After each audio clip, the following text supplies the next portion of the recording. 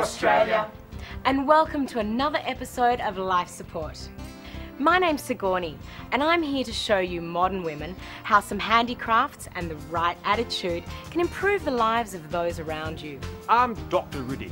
I'm here to help you with more important medical advice and more fundamental financial wisdom. You wouldn't want to miss that. And I'm Penny. I've got my finger on the pulse trying to find a vein in the arm of street culture in Australia today. If it's out there, I'll be bringing it in here. And I'm Todd. I'm good with tools. It's wonderful to have your company. We've got a terrific show lined up for you tonight. That's right. I'll be showing you how to mix some mad music. And if you're starved for the muse, where to find your inspiration. And I'll be giving you little blokes a couple of tips on how to be the big man with the ladies. And I'll be showing you how potatoes can be more than just a good source of carbohydrates. So, stay tuned. Because you don't want to miss a thing.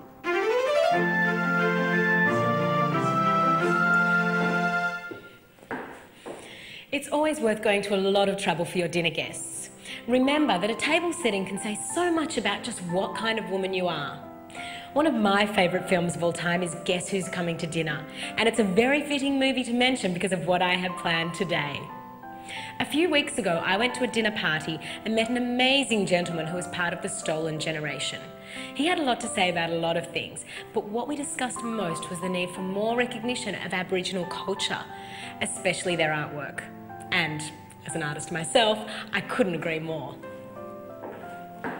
We've all seen the fabulous works of Clifford Possum, Emily Ngwari and Ngata Nungarai, but how many times have you said to yourself, I can do that? Well, today I'm going to teach you how. As any artist will tell you, your surroundings are very important, so find somewhere nice to work. I prefer to work with a mounted canvas for that authentic fine art look, but if you can't get your hands on any, tree bark should do. As usual, I'm working with acrylic paints, and I'm going to be using 4 colours: Mission Brown, Colonial Red, Sunshine Yellow, and of course, Brilliant White. Then, all you need for tools is a basic chopstick. Of course, I'm using Japanese, but you can use anything you might have. Then, after you've painted your canvas with the base colour, you can add the dots.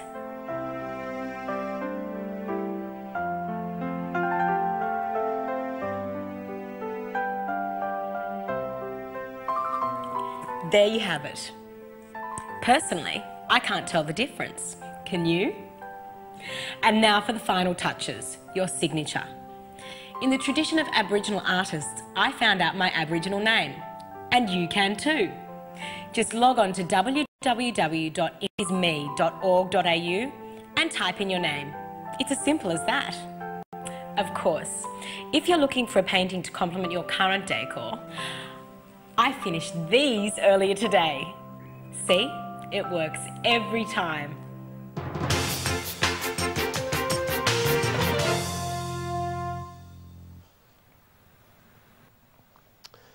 A good wine needs plenty of time in a good cellar, but a good cellar takes patience, foresight and plenty of money. For those of us who can appreciate a good red, the rewards really can be worth it. For instance, this wine was made in 1986, and just like girls born in that year, it's becoming very attractive right now, but will be more palatable when fully developed. So, how do you stop yourself from drinking your wine while it's developing its earthy, complex flavours? Well, all you need is a microgram of an enriched plutonium isotope readily available from your nearest nuclear facility. I've put it in a heavy water solution in this test tube. Then I simply inject it through the cork into my wine. Plutonium isotope has a radioactive half-life of 5 years, which means if you drink it before then, you'll die a painful death. After that, though, it just adds a nice tang to the back palate. Your health.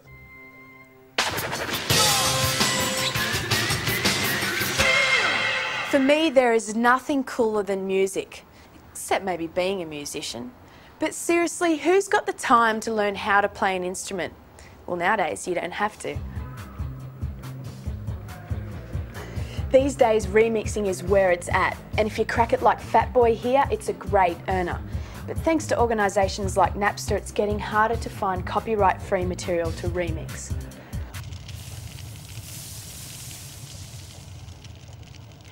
Like most things, you've just got to know where to look. So go to the scene of your nearest plane crash and grab yourself one of these. A black box flight recorder. This is bound to have some high energy dramatic sounds on it. Perfect for remix. And by the looks of this site, copyright free. Now all you need to do is get the computer to generate a couple of wicked drum beats for you.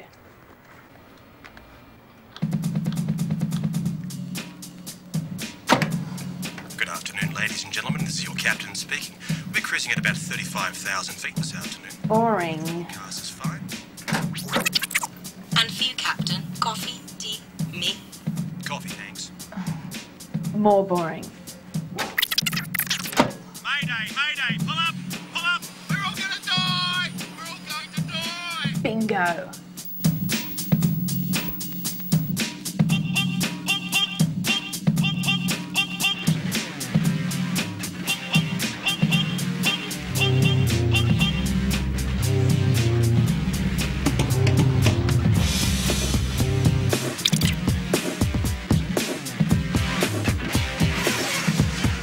There you go, the instant classic, Pull It Up, We're Going Down.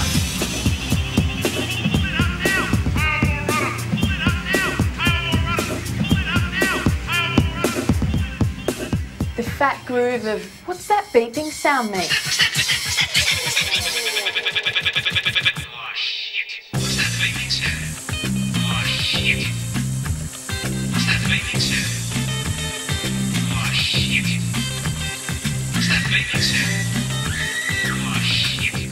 And the haunting single, Gemma, I Love You. Gemma, I love you. Please don't pull back. Gemma, I love you. Please don't pull back. Gemma, I love you. Please don't pull back. Gemma, I love you. There you have it. 12 thumping tracks of fat dance beats and final moment shrieks that'll have you dancing till dawn, halfway between the tarmac and the stars. A great DIY idea that's guaranteed to get any party off the ground.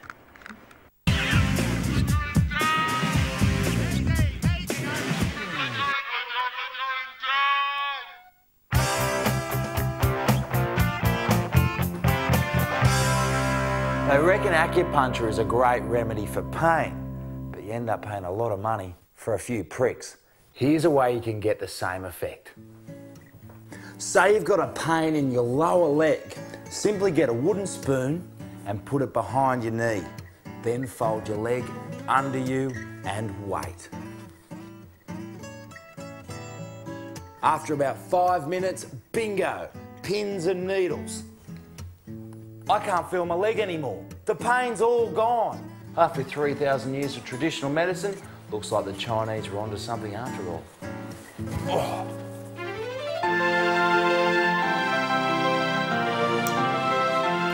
Don't you hate it when it's Sunday morning and all you want to do is relax with a cup of coffee and a copy of the social papers, only to discover this? And if you're like me, you wouldn't be seen dead leaving the house until you've done your hair and put your face on. But don't worry, there is a way for you to visit the corner store without doing that morning beauty ritual. Just throw a veil over your Sunday worst and you can shop without feeling like you're being scrutinised. I don't know about a veil, but I've worn a poncho and that felt pretty good. Sheets are a lot easier to dress up in. When you wake up in the morning, you don't have to decide what to wear. Didn't Madonna do a big Catholic thing a while ago and she was wearing veils and all of a sudden a lot of women were wearing veils, lace veils? As long as it doesn't have any sort of religious connotations behind it, I wouldn't have a problem with wearing a scarf on my head. I've put it on for 6 months and I took it off, but I am going to put it back on because it's in our religion. They think that if you wear a scarf, men's not going to look at you. That's bullshit. We know some people that wear it, and we see the real inside of them, and that's what they're just like normal people. Controversial hint there, Sigourney. Thanks, Penny. Here, I got you a chador. Given your ongoing run of bad hair days, you really should consider wearing it. Thanks, but Purta really isn't my thing. Are you sure? This Purta's by Prada. Then I'll definitely pass. All right then, but you know where it is when you change your mind. Anyway, isn't it time for us to ask viewers to write letters and send emails asking us for advice? That's right, Penny. It certainly is. If you're a regular life support viewer, you'd know that we're here to help you, the average, that make up average Australians. And the only way that we can do that is if you write and tell us exactly what you need help with. So send your letters to Life Support. Locked Bag 028 Crow's Nest 1585. But right now, it's time to take a tip from the tutor of the tools, Todd. Guys, isn't it true that one of the biggest complaints from women is that we're not very good at foreplay? It's especially a problem with young men who happen to make up a large proportion of our viewers. So today, Todd talks foreplay in a language that all blokes, young and old, will understand. Battleships. Imagine this is your typical woman. Now, to show you where a woman's erogenous zones are, I've drawn up this battleship grid. Erogenous zone number 1 is at D6. Erogenous zone number 2 is at D2. And last but not least, erogenous zone number 3 is at J4. The first thing to do is to play with D6 and D2. Now, women prefer a circular motion, so imagine your finger is a battleship and what you're doing is manoeuvring around the area like you're on surveillance for escaped prisoners. Circle for about 2 minutes on each area, then take the ship south. Not like you're chasing an enemy though, just nice and slow like you're on a supply mission. Now you should arrive within good time at J4, which is at the bottom of Tasmania.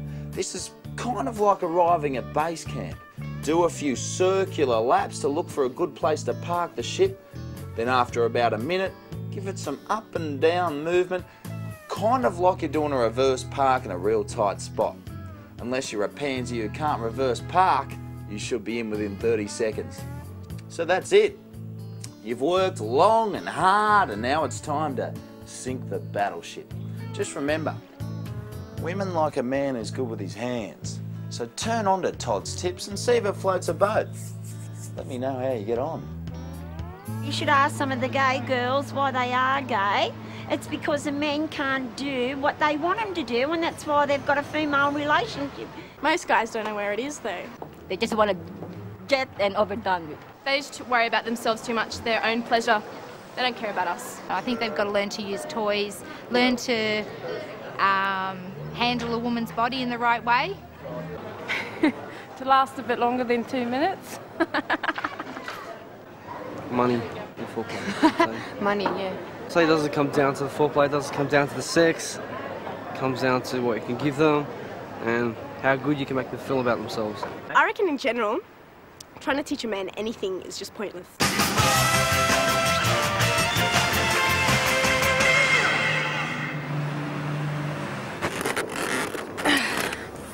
Can you believe it? They don't want to buy this. Brand new 68cm remote control, everything in perfect nick. I tell you, it's getting harder to know what's good to steal these days. So, how do you know what pawn shops will buy? Here's a tip.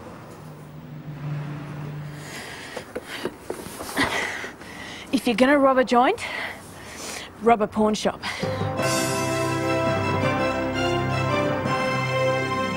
When Governor Davey wanted to communicate with the noble savages of Australia in 1816, he used pictures, not words.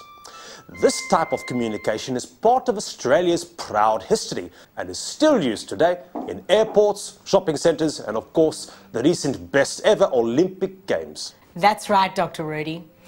I think we all know what this means. Now when you invite your new Australian neighbours over for dinner, don't let their poor language skills affect you. Just use these kinds of signs in your own home. After you've stuck a few helpful signs around the house, it's time to make your guests individual signs for use at the table. And with a bit of awareness and cultural sensitivity, you can turn your dinner party into a triumph that will make you the envy of your multicultural neighborhood. Me heap big medicine man.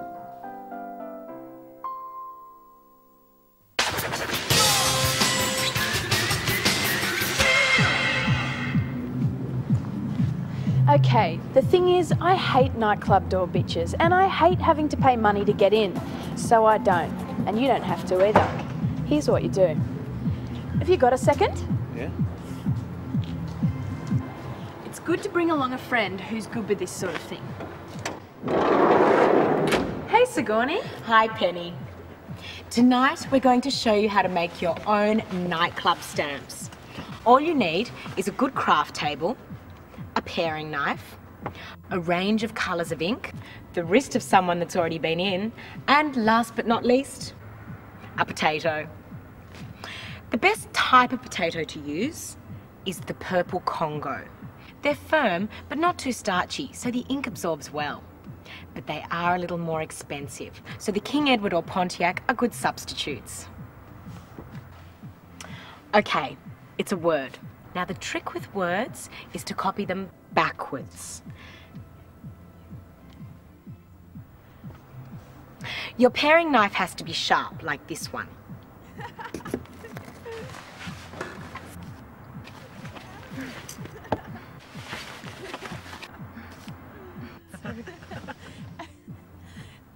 All done.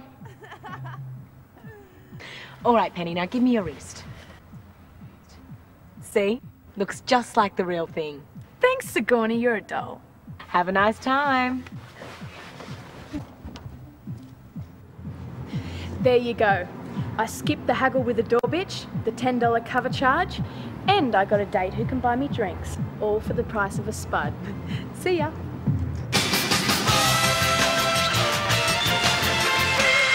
More invaluable advice for young Australians. And my goodness, Sigourney, it's wonderful to see that you and young Penny have so many activities that you can enjoy together.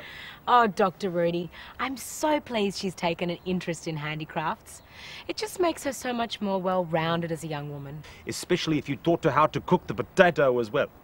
Speaking of cooking, in amongst our hundreds of viewers' letters and emails this week, we had this one regarding Todd's cooking segment. Yes, you know, Sigourney, since Life Support's been on the television, our Todd has received a great deal of support from viewers regarding his cooking segment. That's right, but unfortunately this isn't one of them. This email reads, Todd, I'm tired of seeing people on television like yourself teach us the same tired old recipes. Could you please show us how to make some meals like the ones we get in the country's top restaurants? Signed, Leo Sablajek. Well, Leo, Life Support is here for you. So tonight, Todd is going to rise to the challenge and is heading into the kitchen to teach you some fabulous restaurant fare. One of the top things about living in this lucky country of ours is that we're spoilt for choices when it comes to restaurant cuisine. But for my money, nothing beats the classics. So when I'm talking restaurant food, I'm talking French. Now, the French love nothing more than a rich sauce, so let's start there.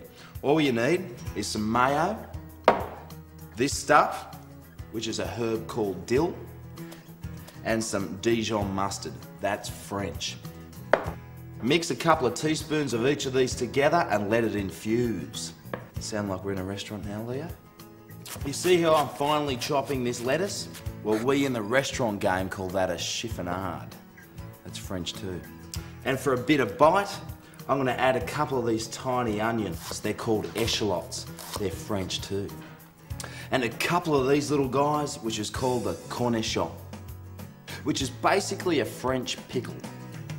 And finally, you need to get yourself some A-grade beef. This is 100-day grain-fed high fillet, and it's worth about $30 a kilo. So let's put it through the mincer. Now, food is about aesthetics as well as taste, so why not form your meat into attractive shapes? I've decided to shape these into discs. Then sear these in a smoking skillet for about 3 minutes on each side. While they're cooking, let's prepare some cheese. Now, you don't want to overpower the dish with a cheese that's too mature. So I've chosen Port Salut, French again. And we call this shaved cheese. Now, we can put this baby together and serve it with a brioche. That's a French bread roll. And there you have it. 2 all-beef seared discs, dill and Dijon mustard sauce, a chiffonade of greens, shaved cheese, cornichon and echallots on a sesame seed brioche. Would a dish by any other name smell as sweet? Now that's a pretty well-rounded meal in itself, but sometimes as a special treat, I like to serve it with a bowl of pommes frites. That's French for fries. So there you have it, Leo. A recipe from one of the country's favourite restaurants. Of course, being a restaurant recipe, it does cost a lot more, but that's the thing with restaurant recipes. It's always more expensive when you're cooking with fresh verbs. Bon appetit.